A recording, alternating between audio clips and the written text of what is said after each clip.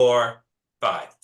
Well, welcome everyone to our last of the three forums that we're putting together on the reign, death, and succession of Pope Francis, or Jorge Mario Bergoglio. Now we have a new Bishop of Rome, and this is exciting as when the election occurred with Bergoglio in many respects, and what our panel are going to talk about are some dimensions or aspects of this papacy, what we see already, what we anticipate, and maybe even to some degree what we might fear. Who knows where we go in our freewheeling conversation. Now, the experts that we've gathered are the experts we've had with us from the beginning. And that is Dan Rober, who is chair of the Department of Catholic Studies at Sacred Heart University, Michelle Loris, who is the associate dean of the College of Arts and Sciences, and Charlie Gillespie, who is an assistant professor in the department and head of the Pioneer Journey. And me, I'm the author of a book on Pope Francis, so I got to get with it here. My guy's just moved on to the Eternal Kingdom, and I suspect I have to start thinking about Leo XIV, but I think he's going to be with us for a while, given his comparative age, 69, right?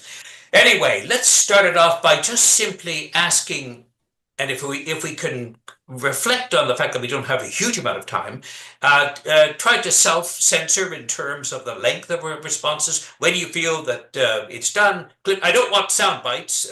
They don't really accomplish anything, but we don't want mini lectures as well. I'm speaking mostly to myself, of course. But anyway, here we go. Starting off, was your initial reaction when looking at the Apostolic Loggia, you saw a son of Augustine and a son of Chicago appear on the balcony? We'll start with you, Michelle. So I think both of those things really affected me deeply. I was thrilled. I was astonished. I'll admit I started crying when he stepped out. What I knew of him was that this was a man who was both American but international. He had spent so much of his life in Peru, had become a naturalized citizen. That he was Augustinian was important to me because it meant from that religious order. And of course, we teach St. Augustine in our CIT seminars.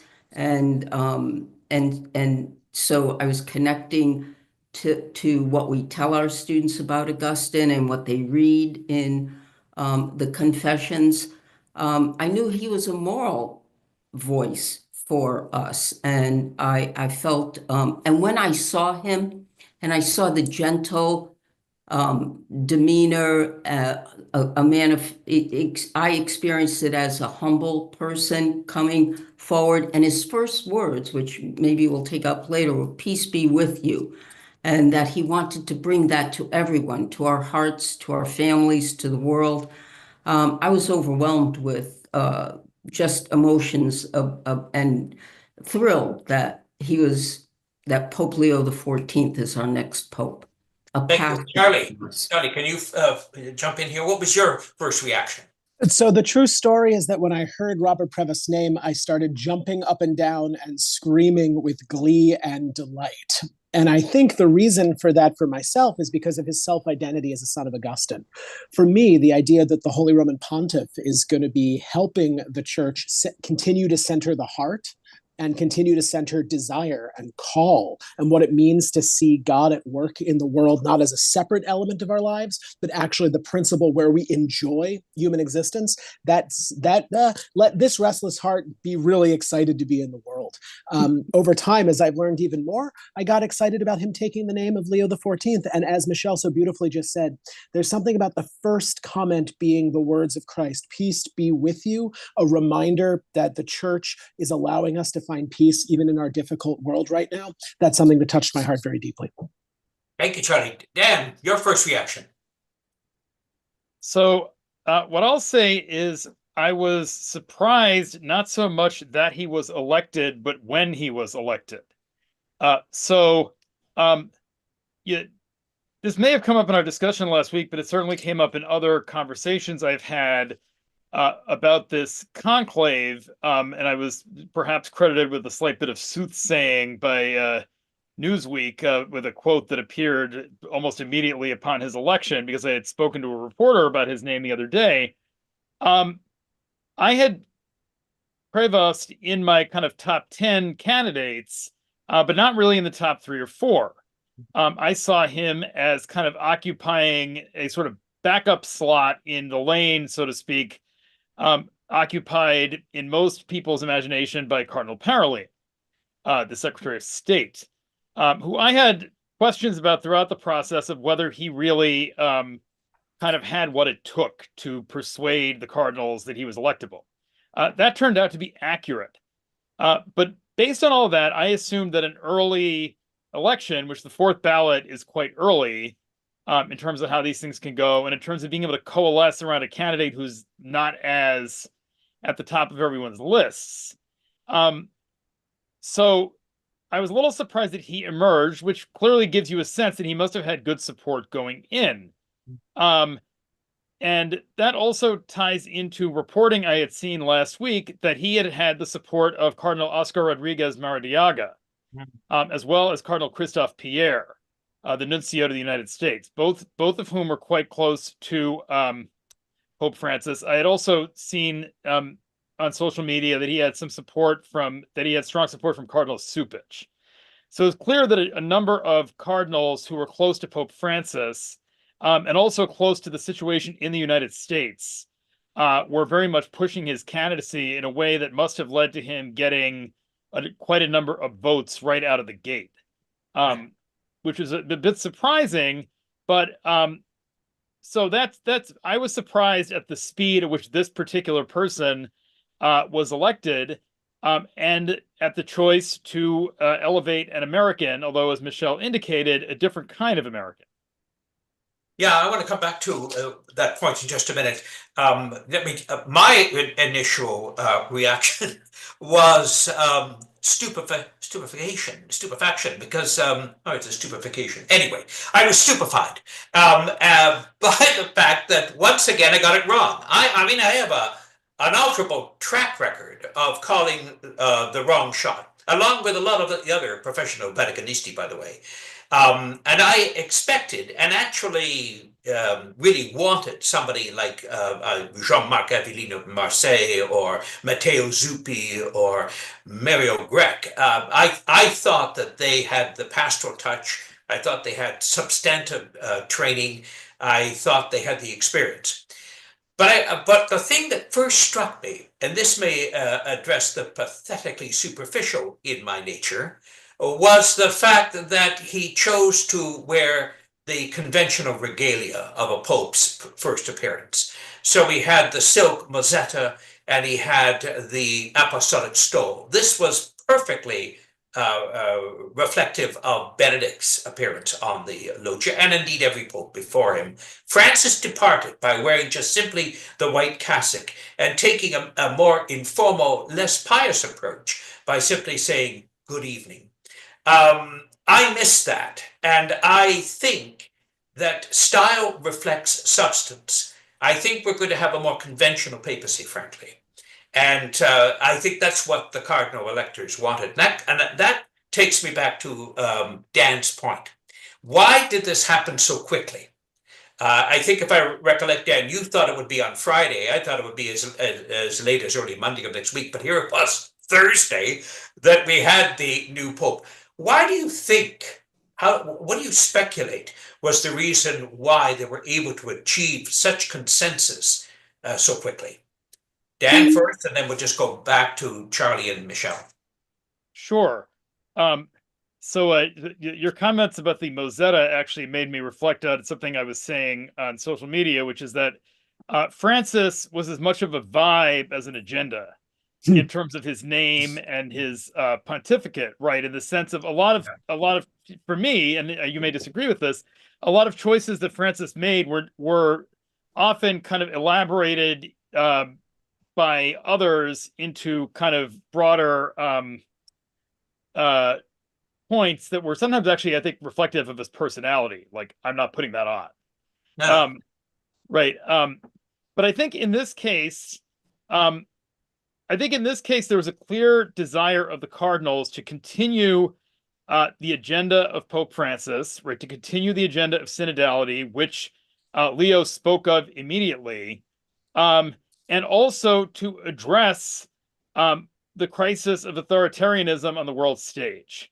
And I think nominating somebody who knows the American scene very well, but is not of it, and is not of the American bishops as they've been in the last 25 or 30 years, had a strong appeal for the cardinals as a way of addressing the present situation. I've seen it likened, and I tend to agree, that it has parallels to the October 1978 conclave in that respect, in terms of what they ended up prioritizing. As opposed to other ways they could have gone, such as Cardinal Tagle, the coming of the global church, which I think is coming possibly next time. But they chose that set of priorities in light of the candidates they had and where the support was within the college. No. We've had really a candidate for the global church. Do you mean the Asian or African church? Because we yes, South America with Bergoglio, yeah. Yeah, and the Latin American church is the global church, but it's also a church that's been there for hundreds and hundreds of years and has a certain. Whereas the church in the Philippines is also a colonial church, but in terms of its coming to the stage of the global church, right, is a bit younger. Yeah, more recent. I agree. Okay, Charlie. So, Michael, I love that you brought up the fashion choices that Pope Leo made in walking out on the loggia, because I think it depicts the beautiful differences of opinion we raise as scholars in this conversation. For me, as someone who thinks a lot about aesthetics and performance as carrying meaning, I actually think the choice of wearing a costume that looks like Benedict, but saying all of the words that sound like Fratelli Tutti and the pontificate of Pope Francis signals that unity will be Pope Leo's chief concern when it comes to governing the church, but it's not a unity that says that Francis was an aberration or a historical blip. It's a kind of unity that says, actually, everyone, we may have disagreements, but we need to display the unity of the one holy Catholic and Apostolic Church. And what that means is to be a missionary church. So while it looked like Benedict with the mozzetta and the apostolic stole, the statement and leading the crowd in prayer saying thank you to Pope Francis, I think tells us that this is actually putting Francis's development of doctrine squarely in the tradition of the church moving forward. Further to that, because I think your point is a very good one about the visual appearance. So you have the Benedictine style to a small degree, coupled with the Franciscan openness and whatnot. Do you think that that's also reflective in the choice of the name? I mean, he didn't choose Benedict the 17th. He didn't choose Francis II. He threw himself back to Leo the 13th, right? Do you think that there's something in that as well? Precisely, and hopefully we'll talk about this a little more, but when I hear Pope Leo XIV, what comes to mind is Catholic social teaching, clear continuation of Pope Francis's concern for the economic marginalized and also for those who are suffering in our world today, coupled with the Pope that elevates Thomas Aquinas as the common doctor, a suggestion that we have to start from a common first place. I see that as exactly why the cardinals went for Robert Prevost, as a way to show the unity of the church so quickly. Very good. Michelle. Well, I agree, with what Charlie has been saying. When I first saw the stole, I thought, all right, he is telling us and listening to his words about synodality, etc., that he is balancing the ship.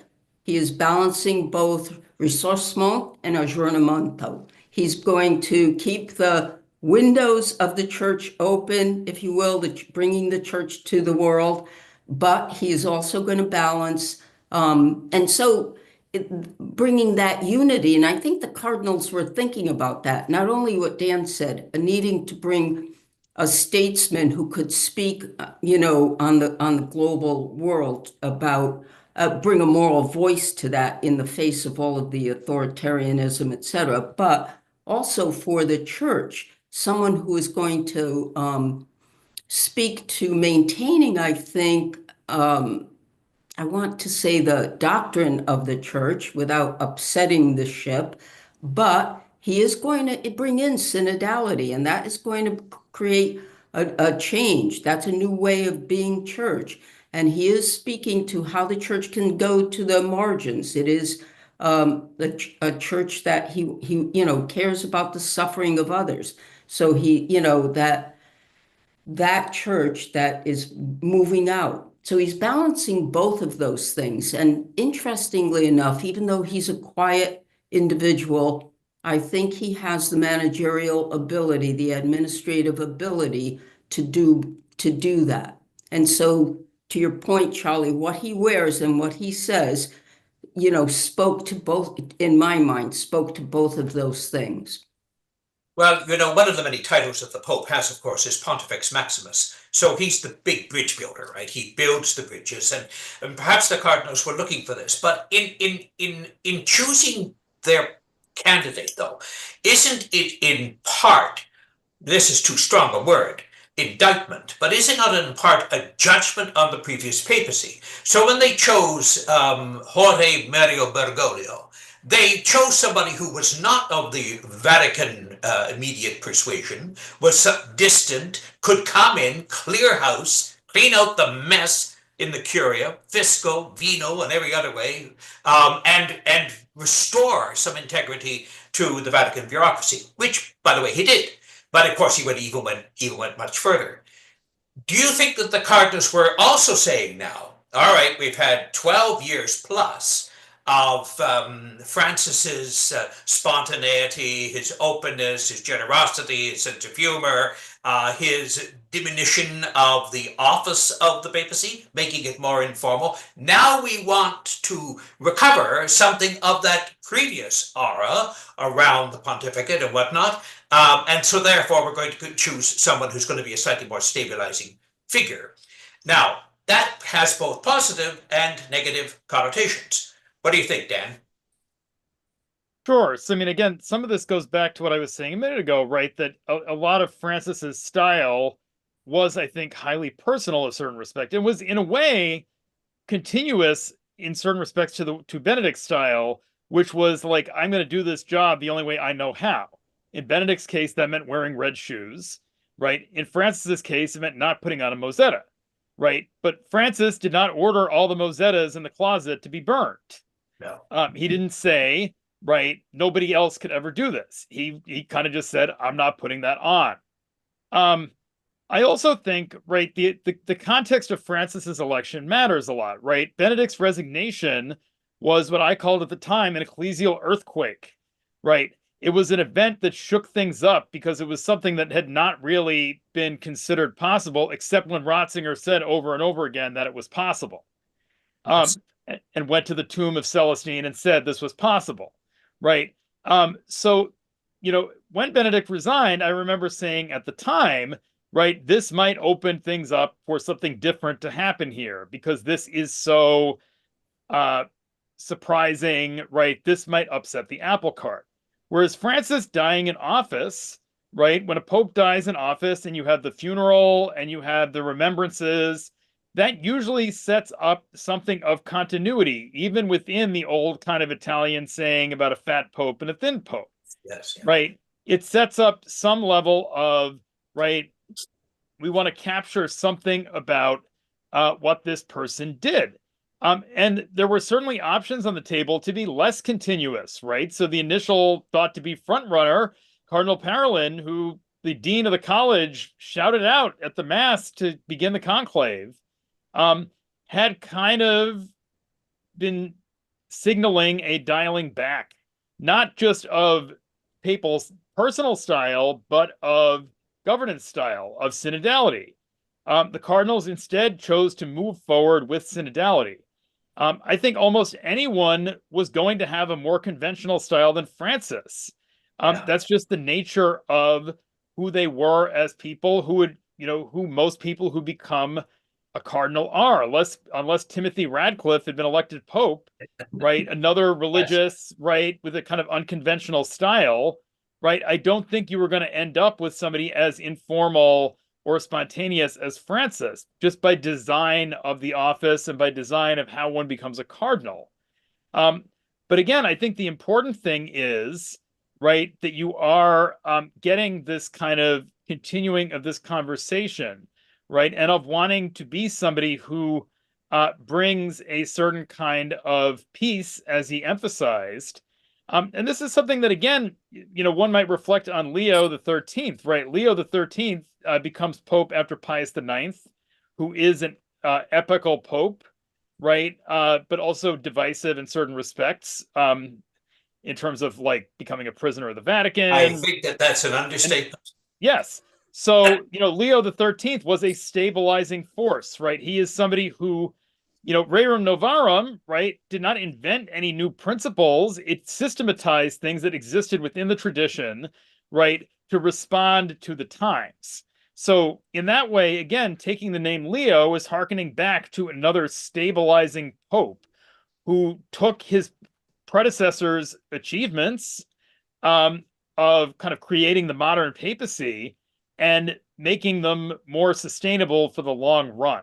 Yeah, I think that that's a good point, and maybe that's what we can leap off now, because I know that Charlie is champing at the bit at this, as is Michelle, about that name, Leo the 13th. Okay, he's Leo the 14th, obviously, but Leo the 13th, because God forbid if you'd taken the name Pius the 13th, that it would be stabilizing in a slightly different direction. But going back to the choice of the term 14th, and then harkening back to the 13th, what do you think about that, Michelle? So, well, first, taking that name, Rerum Novarum, means new things. Now, yes, it certainly was the encyclical that put forth Catholic social justice teaching and concern for the poor, etc. But Leo the 13th was saying new things. I'm bringing forth new things. And so I think perhaps Leo the 14th is, suggesting a movement forward when he talks about synodality. I think, to maybe Dan's point, the cardinals wanted someone. Remember, Francis appointed 108 of the 133 voting cardinals. I'm going to guess that the majority of that 108 wanted to continue Francis's work. And that work is mainly focused on synodality. So they wanted someone who was going to put forth that work of synodality, which is a new way, a rerum novarum of doing things, doing the church newly, differently.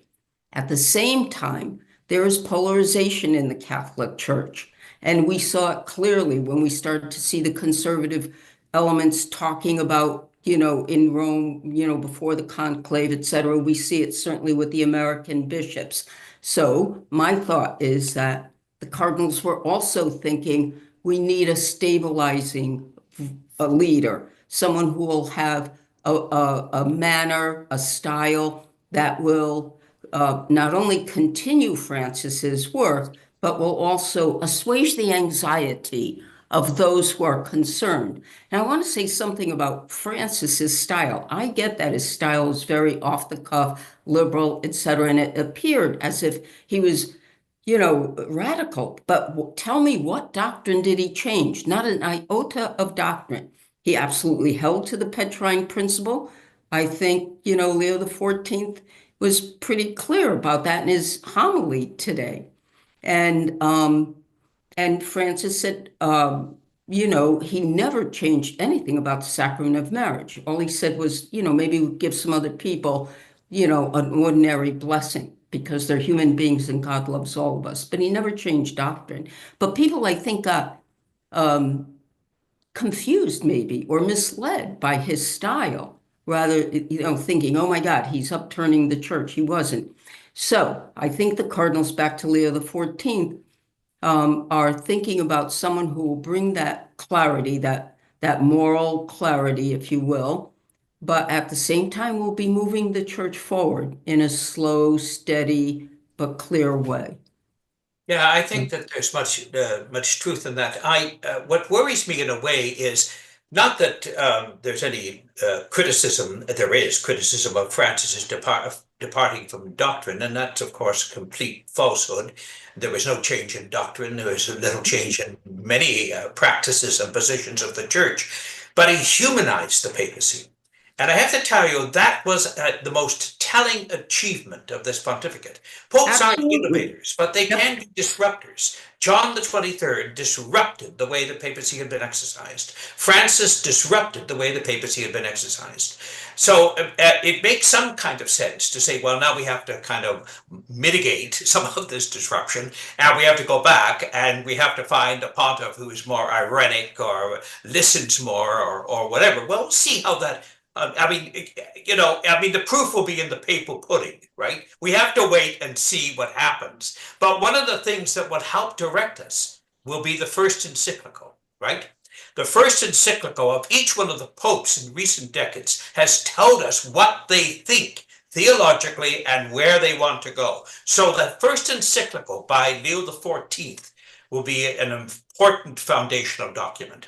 Charlie, I mean, I know you wanted to talk about Leo and that name, so let's go to you now. Well, I think Michelle has raised for us a really important point about Leo XIV taking the name of Leo XIII, which is this emphasis on new things and reminding all of us that Catholic social teaching is not new. It was synthesized by Leo XIII, taking so many positions that go back to the life and ministry of Jesus Christ, that go back to the Hebrew Bible, that go back to the core of a God of love that creates all in the world and calls us to share it because the universal end of all goods is God.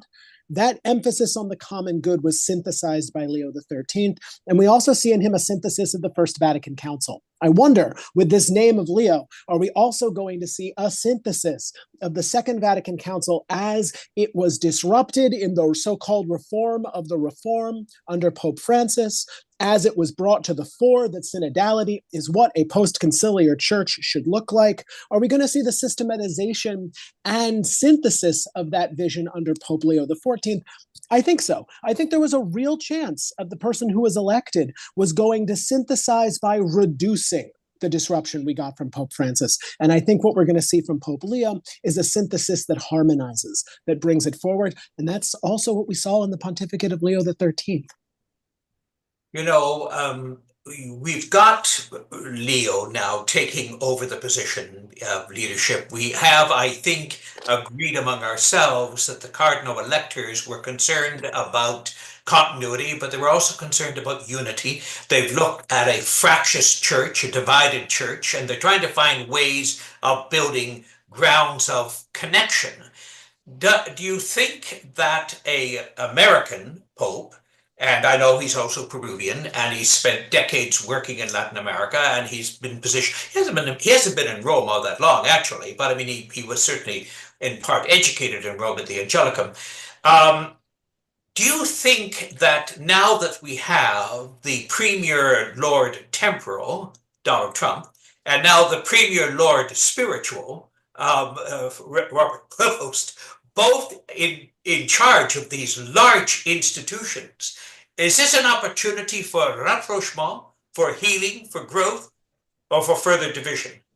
What do you think? I'll go to you first, Dan. I wouldn't bet the house on easy rapprochement. I suspect, and I'm quoted in various places predicting that this will be bumpy in a way that I think it will be productive. Right. Again, I think the Cardinals, looking at the rise of people like Trump, right, who's not alone, certainly on the stage of global authoritarianism, right, and certainly one of the specters at this conclave, I think, was Viktor Orban, in that one of the candidates who probably had 30 or 40 votes going into the conclave was somebody who has capitulated pretty totally to Viktor Orban in the Hungarian church, and who was being advocated for by influential conservative Americans on the ground in Rome leading up to the conclave, the Cardinal Erdo. So I think the Cardinals wanted to find somebody who was going to continue Francis's diplomatic approach to people like Trump, again, bringing it into kind of a diplomatic and pastoral synthesis, right? But wanting to be able to speak truth to power, to stand up for migrants, right? To stand up for those in war zones. And I think again, they want somebody who understands what the situation coming out of the US is in this kind of delicate and dangerous time. So I think there will be a bit of a honeymoon period where everyone will say nice things. But let's face it, right?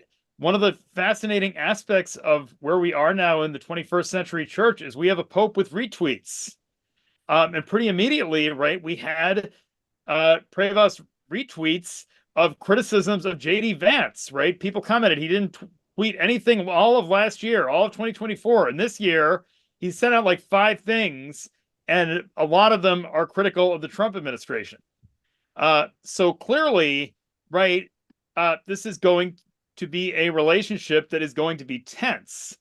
But I think it's better to have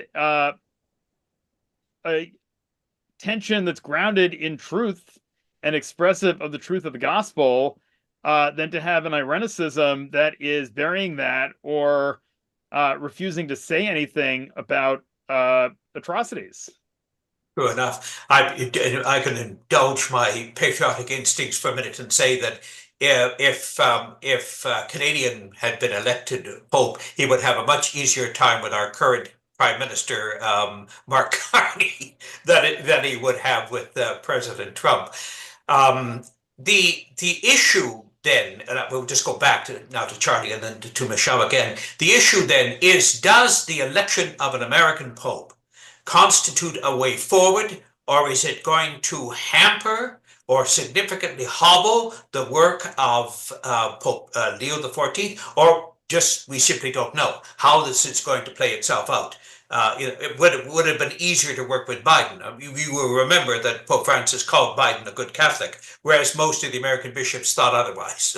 So at what point are we going to hit that friction moment, right? It happened fairly quickly with Francis because Benedict was still alive. And so Benedict's supporters and disciples who resented Francis were already there. They had their Schulterkreis and everything else. Now, they weren't officially opposition to Francis. Let's be clear about that. But having a retired pope in present, they could rally around him, and some of them did actually misuse their friendship with him. We know that. We have a track record of it. That's not the case here. Francis is gone. Francis is buried in Santa Maria Maggiore. So it's just simply now having to deal with the legacy. How long will it be before the anti-Leo XIV crowd begins to surface? Already today in the New York Times, or was it yesterday, David Gibson made his shot across the bow by making it clear that the conservatives or the arch-conservatives were defeated in this election, and that the best way forward is to seek some form of agreement, a modus vivendi with the new order. He doesn't really believe that's going to happen, and I suspect we don't either, but we have to trust that it might happen. So, Charlie. I think those are a number of really important points, Michael. I think the first thing to recognize is there's going to be extra ecclesial friction almost immediately. As Dan pointed out, the man who was elected Pope is on the record of saying that the moral voice of the Catholic Church needs to be on the side of migrants and the economically disenfranchised. And we're currently in a global order where the 2 major issues that all nations are grappling with right now are trade and migration.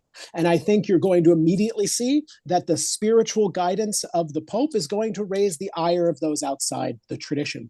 When you raise the idea that this is an American and what does it mean, I actually think it's going to be slightly more difficult for conservative American Catholics in the hierarchy to so quickly push back against positions of the church that might go against what is politically valuable in the discussion here in the United States. There's an advantage, I think, in that regard of bringing spiritual truth to our political discussions as Americans. And I think that's what Leo XIV is going to bring us in terms of where the friction is going to be. I think it's going to be precisely around the fact that as an Augustinian, there isn't a lane for your temporal life and a lane for your spiritual life, but rather your political discernment has to follow the same spirit as your religious discernment, because our ultimate citizenship is always called to be home in heaven with God. And we heard quotations of Augustine to that regard in his first comments from the Logia.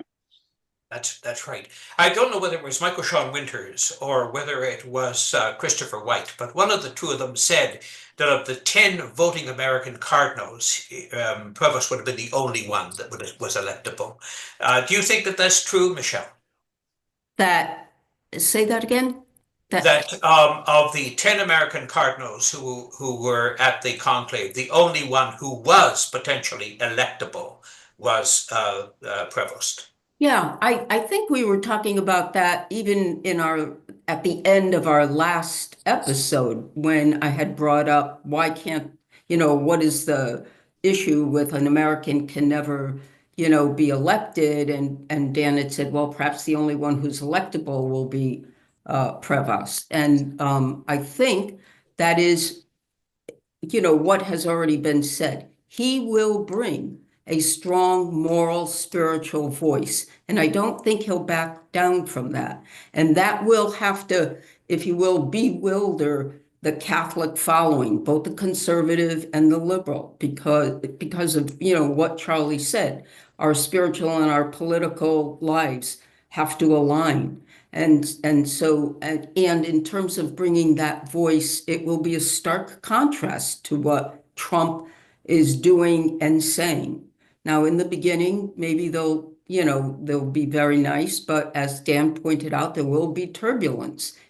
And I don't think that Leo XIV will step back from making those moral statements, from being the spiritual leader for the church that he seems to be already. And he said I think his homily, I think it was in the homily today, that following the gospel is precarious, it's difficult.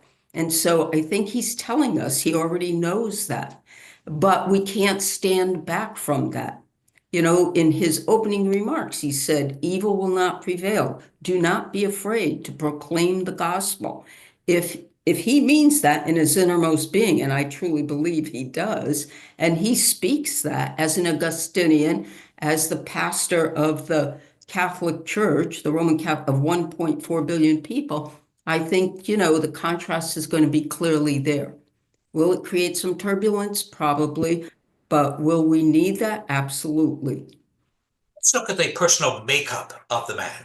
We know that Bergoglio was a Jesuit, and we know that Ignatian spirituality formed him. And although once you become a bishop, you're no longer technically responsible to the head of your order. In fact, you operate independently. That is most especially true of the Bishop of Rome, but he remained a Jesuit. My sense, of course, is that this is going to be true of Leo XIV. He's an Augustinian. So here's my question to you now. How does his Augustinian nature and spirituality shape him? What should we look for in terms of the qualities of an Augustinian pope? Dan. I was going to hopefully to defer to Charlie on that one. Well, we'll get to Charlie, but Charlie can go first if you like. I mean, I'd like to speak for a point of continuity, really, between the two of them, which is that they're both religious. Yes. I think that's incredibly important in terms of precisely the agenda that Francis laid out for the church, which is to push back against clericalism. And again, this is not to demean the wonderful work of diocesan clergy, which is essential to the church, right?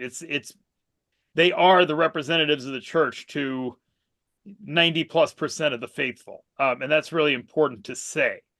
But the religious community and vows, I think, even though, again, in much the same way as seminary formation and other kinds of things, right, they are single sex, right, there are various respects to them that are parallel, but they also help push back against some of the tendencies of clericalism, right, that do exist within the church. So notably, Prevost, as head of the Congregation for Bishops, was somebody who brought women into the process of selecting bishops, right? I think this is something that is characteristic of a religious, right? Of somebody who's been in conversation with women religious, right? Who is ready for that kind of collaboration. And I think in terms of carrying out the agenda that Francis has laid out of creating a synodal church, right? Where we move away from ask Father to ask one another, right, that formation is incredibly important, as is formation in the vows, right, of poverty, chastity, and obedience, right, which are, again, proposed in a different kind of way than, clerical celibacy, which is a promise. It's not a vow, right? It operates differently than poverty, chastity, and obedience, right? But of being a poor church for the poor, right? This is something that was controversial about Francis in a way that was kind of hard to understand for anyone who understands the gospel, but again, it makes a lot of sense given somebody who lived his life with a vow of poverty, right? Where, property is in common. So again, somebody coming out of a religious order tradition, right, which has both monastic and mendicant streams to it, right? So the last Augustinian pope was before friars even were a thing, but was in the Augustinian tradition, right? Pope Adrian IV. Dutchman. No, an Englishman. He was an Englishman. Yes, he was. Yes. Nicholas Breakspear. Nicholas Breakspear. Yeah, but shows the depth of that tradition. But again, I think that's incredibly important in terms of carrying out the reforms of Francis and of synodality, right? That as a religious, he is imbued with a different spiritual tradition, but with some of the same cultural aspects that come about through religious formation in any religious order. That's a good point too, because the religious orders often think of their charism as being specifically prophetic. And you can see that with both Francis and with Leo, that they will be able to draw upon the richness of those religious orders. And they're orders of long-standing duration, right? They're not 19th century congregations or Johnny-come-latelys to the Roman Catholic panoply of religious orders. But this is also a departure when they elected a Jesuit and elected a member. They had members of religious orders before, but it had been quite a long time since the last one. Now they have two, one after the other. So the cardinal electors must have seen some value in precisely the point that Dan is talking about, in terms of religious having a certain freedom that perhaps diocesan-formed bishops and clergy don't have. But anyway, on to you, Charlie, to give us some more information with regard to this Augustinian nature. I think Dan's idea to remind us that there are two religious in a row that, Michael, you've emphasized as well, is extraordinarily important. I'll just give three pieces about Augustinian formation that I think is going to help us begin to interpret Pope Leo's pontificate. The first is the Augustinian emphasis on community. So when we talk about this person as someone seeking unity, it's not simply alignment in idea, but it's actually living together, because the body of Christ is expressed in its differences, but also in its willingness to continue walking together in synodality. The second thing I would say about an Augustinian formation is that we're starting to see the College of Cardinals, emphasizing the importance of Pope Francis turning our attention to the heart in his last encyclical, Dilexit Nos. This image of the heart as that which drives people forward, as what calls us to God, that's at the center of Augustinian spirituality. We recall those beautiful words of St. Augustine that every Sacred Heart undergraduate student reads in the first seminar in the Catholic intellectual tradition. Restless is the heart until it comes to rest in you, O Lord. That sense of restlessness of the son of Augustine responds directly to the restlessness of the world we have today. And the last thing I would say about his Augustinian formation is we see a community of the Augustinian friars who looked back, to use Michelle's phrase, it was a ressourcement of Augustine of Hippo, not in clear historical continuity to found the friars, but to say we're going to use the rule of St. Augustine to aggiornamento, to look to the signs of the times, of the needs of that moment in the 13th century, and found an order where community is valued, but so too is what it means to bring beauty, truth, and goodness to the world by going and talking to ordinary people. I see that looking to the master rhetorician of Augustine, of why that emphasis on both style and words are going to be something Robert Prevost, as Pope Leo XIV, uses out of his Augustinian spirituality. This is going to be a pope whose words deeply matter, and we know from reading Augustine to look closely at how he chooses to phrase things. That's very insightful, because, of course, it is important to remember that Augustine was a rhetorician. And this was important in the classical tradition, right? And we discovered it in the Confessions, and we see it elsewhere. What that pointed you raise, though, in terms of the unique evolution of the Augustinians. When you consider, Francesco de Bernardone, he founds the Franciscans, although really it's several of its immediate followers that begin to give it a more coherent form. But Ignatius, very clearly involved in the shaping of the Society of Jesus. It's his body, similarly with Dominic and the Order of Preachers. But it's very different with Augustine.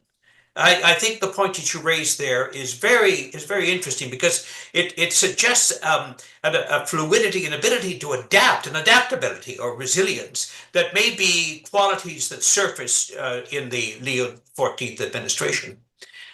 Michelle.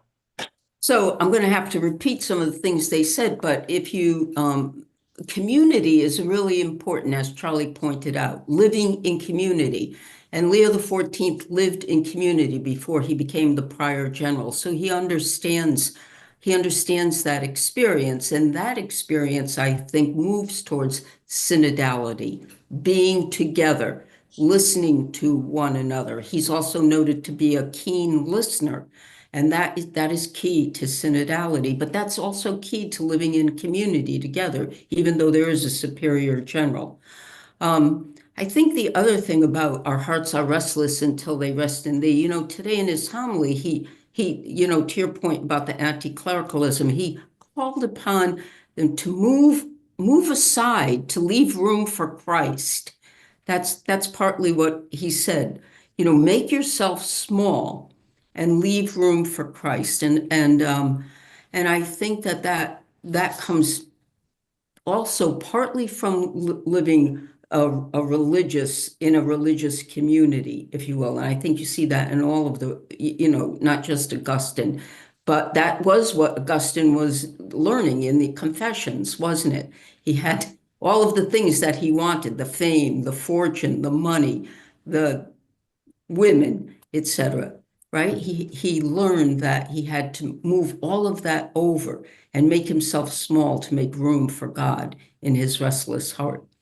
So I think you'll see that in the quiet demeanor, but the steadfastness, and I think the real strength of Leo XIV.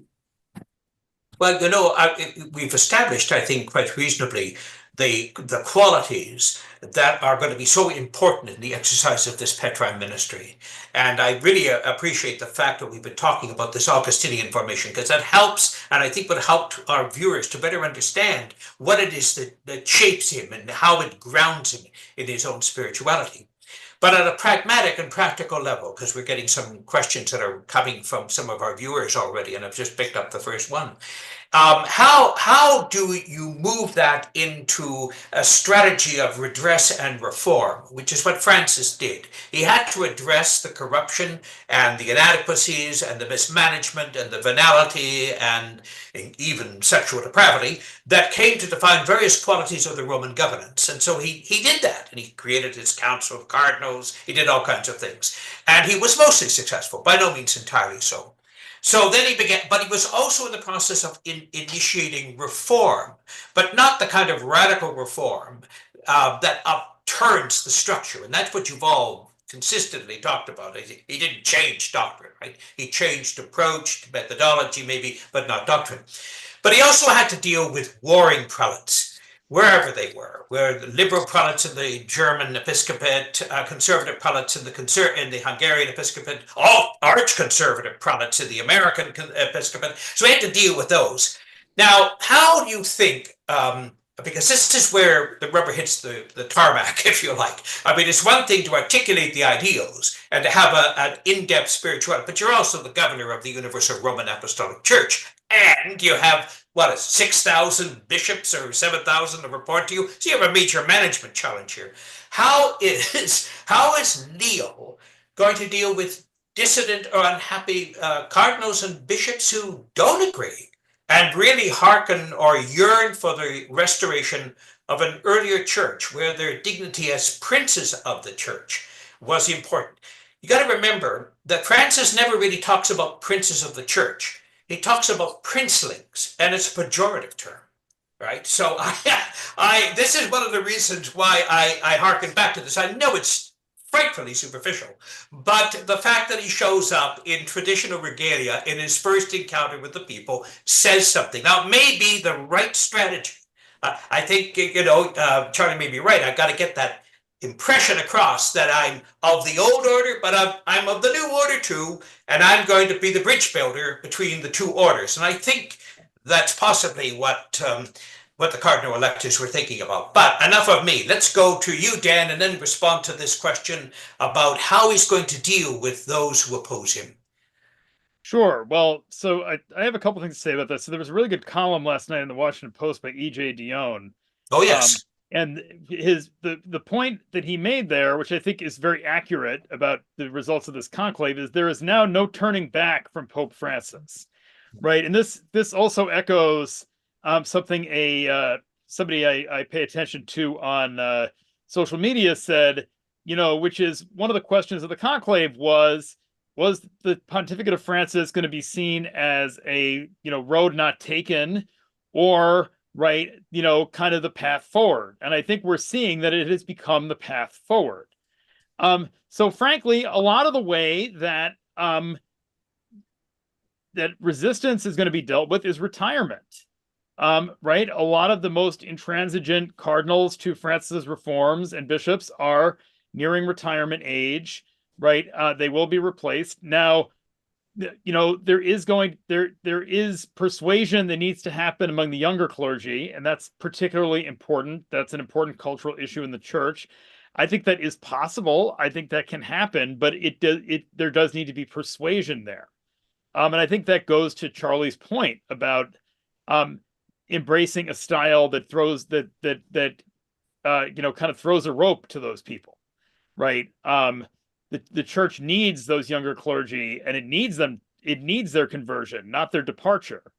Right? That's important, because building a more synodal church requires, working with the people we've got too. And again, I think a lot of how he's going to do this is synodality, right? Is carrying out the synod that Francis announced, right? So Francis announced that synod, and one of the issues people talked about in the conclave is, are these synods that were announced going forward going to actually happen, or is the new pope going to come in and say, well, that sounded nice in theory, but we're not actually going to do that, right? I think now we're going to do that. And I think just one more thing that I've been thinking about, and then I'll pass it on, is I think going back to the point from the E.J. Dionne column about Francis, I think we're now entering really what I would call the post-conciliar era, in that we've spent 60 years debating Vatican II and debating hermeneutics of Vatican II and all this. And I think now we're entering an era where the council and its achievements are just part of the furniture of the church. And we saw this today at the Mass, where there was a woman lector in the Sistine Chapel at a Mass full of cardinals. That's an incredibly important symbolic gesture in terms of the reforms of Vatican II being just part of the church, not something that is debated back and forth in terms of their validity, but in terms of just being something that we're all living with and are now thinking forward synodally about where to go next. Yeah, and in a very good way too, Dan. Francis sees synodality as the realization of the conciliar spirituality and doctrines, right? He sees it in terms of that continuity. Let's go to Charlie and then to Michelle, and then we need to wrap up because we're just a few minutes shy of ending the program. Michelle. Michelle. Oh, you want me to go? Yeah, you go first. One of the things we know about Leo XIV is that his work with the Peruvian bishops who were very often at odds with each other. He was a bridge builder. He was able to keenly listen and to moderate and to work with that. And so we know that he has, great administrative and managerial ability, but that he has the ability to listen to, warring positions and to somehow bring that together in some way. I think Dan's right. Synodality is going to be key to that. We don't, I think it's important to underscore how how very different synodality will be as a way of being church, because it brings men and women together, the laity and the clergy together, everybody with an equal voice, which is something that is very different in the way of being church. And Leo XIV was very clear that we were going to move towards synodality. So I think, that will be a way that he will handle the opposing perspectives and positions that he is going to have to deal with. But he has that style, if speaking of style, he has that demeanor, he has that just modulating way of being that will help him do that, I think. Yeah, I think, Donna, you're right. I mean, when you consider the synodality as the journey, we talk about the synodal journey, right? But we talk in the very early documents of the council, we talk about the church as the pilgrim people of God. So again, we're actually coming to a fruition stage, right? I think Dan is right. We've been talking about this for years and years and years, and now we have to normalize it. And that normalization got off kilter for quite a period of time. I mean, we know that many parishes do not have parish councils. We know many of the things that appeared in the Code of Canon Law haven't actually been actualized and whatnot. So it's a matter of bringing us back to the original spirit that came out of the council. Charlie. I think as we look at this question of how to deal with difficult bishops that push back on Pope Francis and how will Pope Leo respond to this, I think one lesson we have to learn from Pope Francis, all of us, is it's not enough to just look to the authority figure in a synodal church in order to reach out in mercy and compassion to the suffering. It is incumbent on all Catholics, Christians, and people of goodwill to live out the example we got from what Michael Higgins calls the Jesuit disruptor. But I also think Robert Prevost's previous role was putting the personnel in place to live out Pope Francis's strategy and his policy of having bishops that had the smell of the sheep. So another thing, I think, following on Dan's really keen insight that one method is going to be retirement, I think another method is to say the College of Cardinals has voted and ratified, and the first blessing from our new Pope used the language of Fratelli Tutti and the language of synodality. So also objections to that direction for the church as inheriting the council is kind of old news. And the good news is to drive us forward to the margins to help others. Yes, he does seem to be the person to do that. I just want to end with an observation, which might strike you as a little unusual, but strikes me as a point of sweet vindication. We talked about Leo XIII and his many achievements. Wonderful exegesis on this by Michel on Rerum Novarum, and then Dan and Charlie talking about so many other things in relation to Leo, particularly his establishing Thomas Aquinas as a central figure in the philosophical and theological tradition of the church. But we didn't mention that he wrote that letter to Cardinal Gibbons about the Americanist heresy, in which he was fairly clear of, and this goes to the heart of Vatican fear of an American Pope for many, many years, right?